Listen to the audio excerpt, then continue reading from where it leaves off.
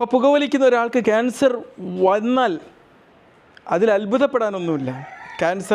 കാരണം അവരുടെ നോർമലായിട്ടുള്ള ശ്വാസകോശ കോശങ്ങളെ വ്യതിചാനം ഉണ്ടാക്കുന്ന രീതിയിലുള്ള ടോക്സിക് ആയിട്ടുള്ള കെമിക്കൽസാണ് അവർ ഓരോ ദിവസവും അവരുടെ ശരീരത്തിലേക്ക് എത്തിച്ചു കൊടുക്കുന്നത്. അൾട്രാ പ്രോസസ്ഡ് ആയിട്ടുള്ള ഭക്ഷണങ്ങൾ സ്ഥിരമായി കഴിക്കുന്ന ഒരാൾക്ക് ക്യാൻസർ വന്നാൽ അതിലൊരു അത്ഭുതപ്പെടാനുമില്ല.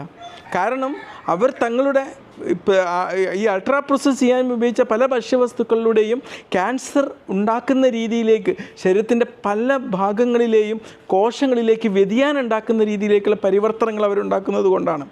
ഫിസിക്കൽ ആക്ടിവിറ്റി തീരെ ഇല്ലാത്തൊരാൾ, അധ്വാനം ഇല്ലാത്തൊരാൾ, അവരുടെ ആന്തരിക കാലാവസ്ഥ അവർ വ്യതിയാനം വരുത്തുകയാണ്. നന്നായിട്ട് ഷുഗർ അടങ്ങിയ ഭക്ഷണങ്ങൾ തന്നെ കഴിക്കുന്ന ഒരാൾക്ക് ക്യാൻസർ വന്നാൽ അതിലൊരിക്കലും അത്ഭുതപ്പെടാനില്ല. ഇതൊന്നും ഇല്ലാതെ വരുന്നതിലെ നോക്കിയിട്ട് നമ്മൾ ചിലപ്പോൾ അത്ഭുതപ്പെടാനുണ്ടാവും. അതിൽ ചിലപ്പം ജനറ്റിക് ഫാക്ടറുകളോ മറ്റെന്തെങ്കിലും ഫാക്ടറുകളോ പ്രവർത്തിച്ച് എന്നിരിക്കാം.